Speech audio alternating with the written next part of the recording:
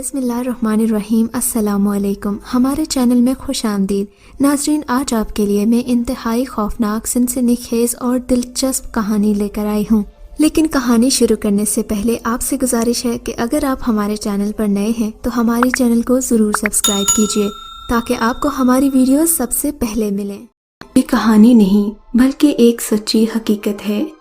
ये पेला स्टेशन के साथ वाक़या एक इमारत की कहानी है जिसमें 2 कमरे पुराने तर्ज के बने हुए हैं और इनमें एक कमरा बिल्कुल बंद पड़ा रहता है।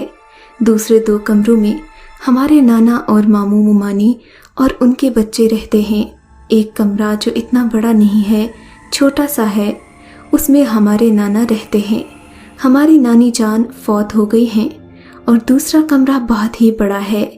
ये हिंदुओं के ज़माने का है, इसलिए इसमें एक मंदिर जैसी जगह भी है। इन कमरों के ऊपर छत है और उस पर एक बहुत ही बड़ा कमरा है जो देखने में बहुत बड़ा लगता है। इसके 4 दरवाजे हैं और चारों तरफ बड़ी बड़ी खिड़कियां हैं। बहुत ही पुरस्कार छत थी।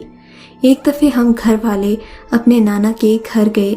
गर्मियों की छुट्टियां गुजारने के लिए दोपहर के 1 या तकरीबन 2 बजे का वक्त था। सब लोग अपने कमरों में सो रहे थे।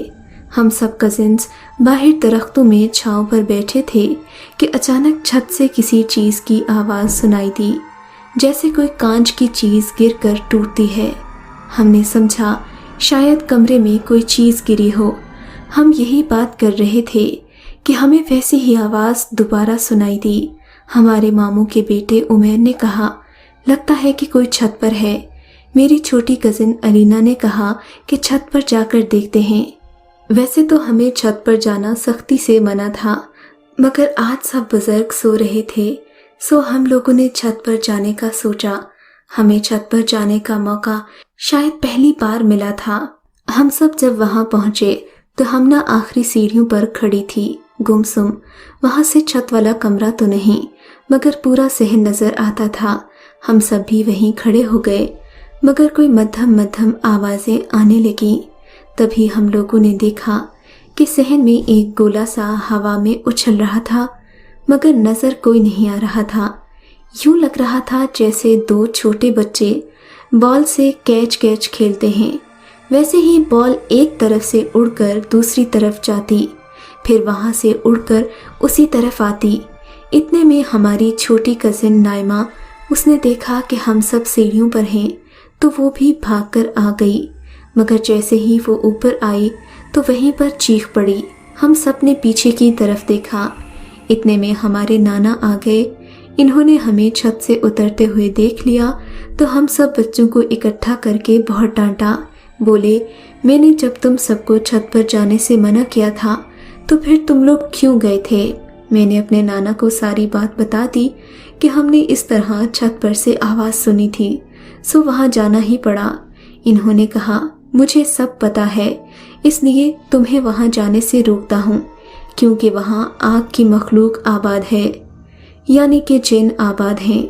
छत पर जिन का नाम सुनकर हम सब बच्चे डर गए थे और एक दूसरे से चिमट गए। हमारे नाना ने कहा कि दोपहर को जब सभी इंसान सो जाते हैं तो जिन्नात के बच्चे छत पर खेलते हैं, इसीलिए हम अपने बच्चों को उस वक्त छत पर नहीं भेजते कि मुबादा कहीं लड़ाई झगड़ा न हो जाए और गलत फहमी की बिना पर इंसान और जिन्नात में दुश्मनी का आगाज़ हो जाए। गर्ज हम लोग बहुत डर गए थे।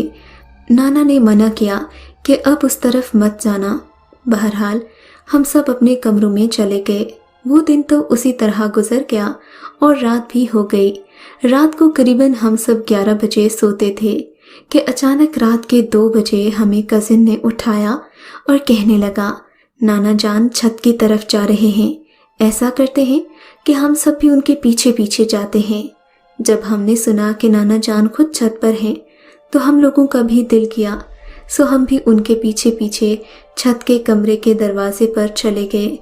वो दरवाज़ा खुद ब खुद खुल गया, मगर ये देखकर हम सभी बहुत हैरान रह गए।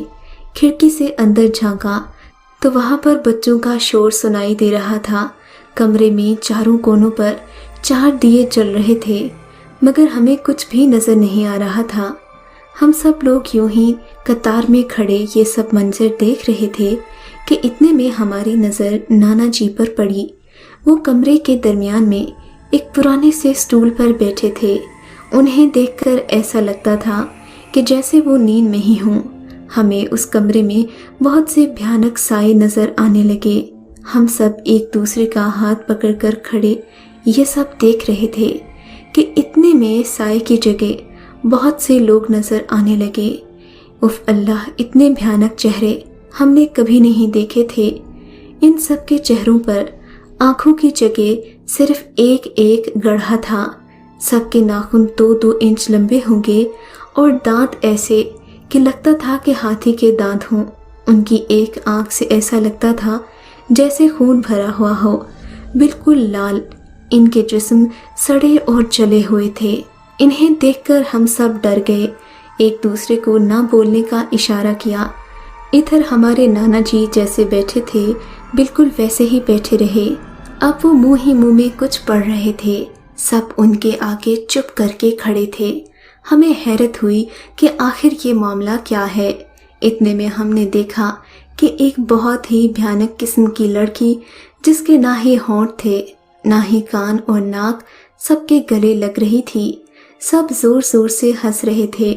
तभी मेरी नज़र उसी बदसूरत लड़की के पहलू में खड़ी एक हूरनुमा लड़की पर पड़ी। ये लड़की इंतहाई खूबसूरत थी।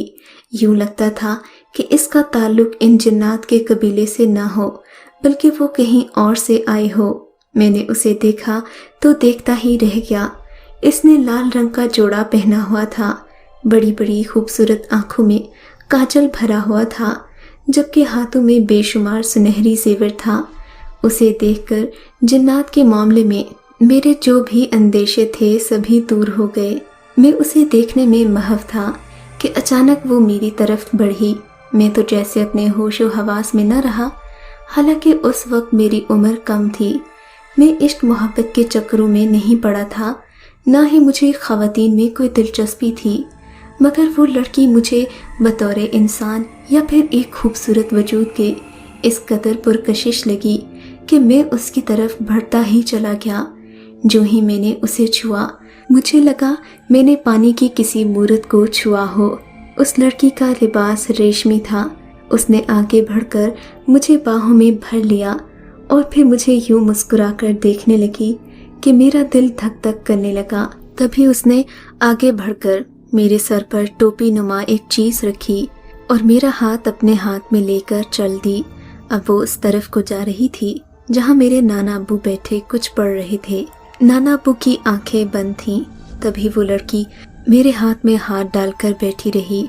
मैं भी एक खुशगवार और हैरत अंगेज एहसास के तहत उसके साथ ही बैठा हुआ था।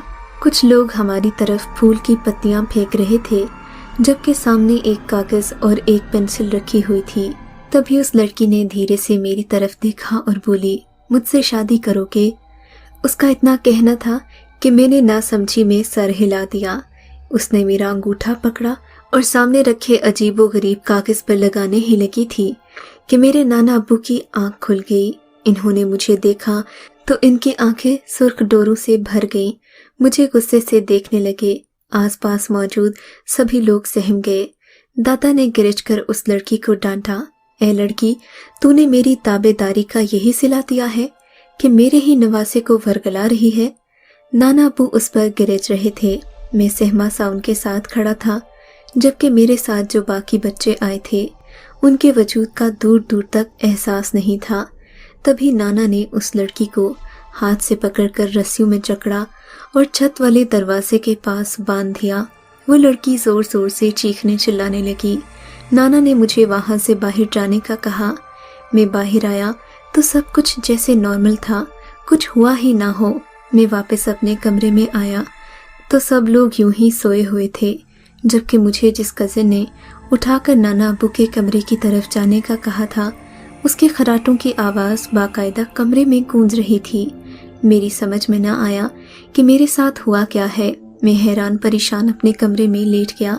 मैं अगली सुबह होने का इंतज़ार कर रहा था, मसला ये था कि मुझे नाना अब्बू का डर भी था कि वो अपने पीछे आने पर मुझे डांटेंगे, और दूसरा ये भी कि मेरे दोस्तों ने मेरे साथ धोखा क्यों किया, मुझे वहाँ छोड़कर भाग क्यों गए, जबकि मैं तो उनके कहने पर गया था। सुबह हुई तो नाना अब्बू ने मुझे अपने कमरे में बुलाया। मैं डरता डरता उनके कमरे में गया तो इन्होंने मुझे अपने पास बिठाकर नरमी से समझाते हुए कहा, बेटा, जब बुजुर्ग किसी बात से मना करते हैं तो इसमें ज़रूर कोई न कोई मसलहत होती है। जब मैंने तुमसे कहा था कि उस तरफ नहीं जाना तो फिर तुम क्यों गए थे? नाना ने सवालिया अंदाज में पूछा तो मैं सर झुकाकर रह गया। नाना, मुझे मुदस्सिर लोगों ने कहा था कि मैं उनके साथ आऊं। अच्छा, कहाँ है मुदस्सिर, बुलाओ उसे। तभी नाना ने मुदस्सिर लोगों को आवाज़ देकर बुलाया। मेरे बाकी कजिन्स भी आ गए थे, मगर इन लोगों ने कस्में खाकर मेरा साथ देने से इनकार कर दिया।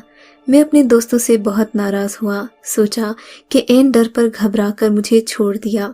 इस वाक़े को काफ़ी अरसा गुजर गया। जब मैं बड़ा हो गया तो नाना के साथ एक बार फिर से इस वाक़े का जिक्र हुआ। तभी मुझे नाना ने बताया कि वो जिनजाति तुमसे शादी करना चाहती थी, अगर उस वक्त तुम्हारा अंगूठा उस मोहर पर लगा देती तो फिर तुम कभी भी उस दुनिया से बाहर ना आ सकते। मैं तो उस वक्त उनकी शादी में उनकी एक और बेटी का निकाह पढ़ाने गया था। तभी इन लोगों ने तुम्हें देखा। उस जिनजाति ने, जो पहले निहायत ही भयानक थी, तुम्हें देखकर एक हसीन रूप भरा और फिर तुम्हारे सामने आकर तुम्हें शादी के लिए तैयार किया। तुम ना समझ थे, ये सब देखकर घबरा गए और सही वक्त पर सही बात नहीं कह सके। नाना की बात सुनकर मैं मुतमईन हो गया, जबकि इस वाक़े के बाद मेरे कज़िन ने भी मुझे बताया कि उस रात वो गहरी नींद सोया था। अब तो हम एक दूसरे से झूठ भी नहीं बोलते, लिहाजा मुझे उसकी बात का यकीन भी हो गया था। मगर उस रात मुझे अपने कमरे से जगाने कौन आया था, ये बात मुझे आज तक समझ नहीं आ सकी। अगर आपको ये कहानी अच्छी लगी है तो इस वीडियो को लाइक कीजिए और इस तरह की मज़ीद वीडियोस देखने के लिए हमारे चैनल को सब्सक्राइब कीजिए। और हाँ, अगर आपकी किसी दोस्त, रिश्तेदार या बहन के साथ खुदा न करे ऐसा कोई वाक़या पेश आया है तो हमें कमेंट सेक्शन में उसके बारे में ज़रूर बताइए।